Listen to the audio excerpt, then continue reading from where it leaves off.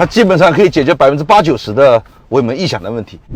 我这里有一个测试的地方，专门测试咱们后备箱尾门异响的问题。发到150跟120通病来的，你看，哎，听到了没有？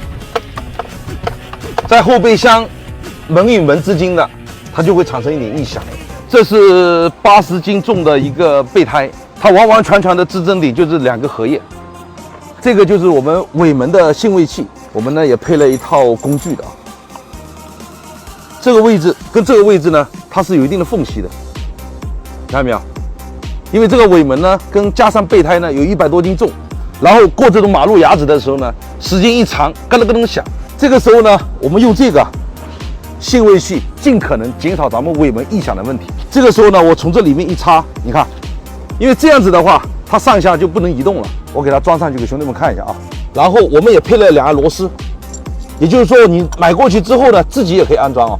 这个是之前很多粉丝经常问我说尾门异响怎么解决，这个方法就来了。看到没有？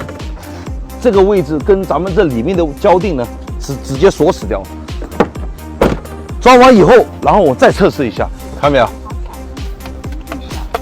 它基本上可以解决80%-90%的尾门异响的问题。因为这个原理呢很简单哦，直接把尾门上段跟下段那个间隙呢给它锁死掉，尽可能不让尾门去晃动。黑色呢是铝合金材质的，当然这个是环铜的。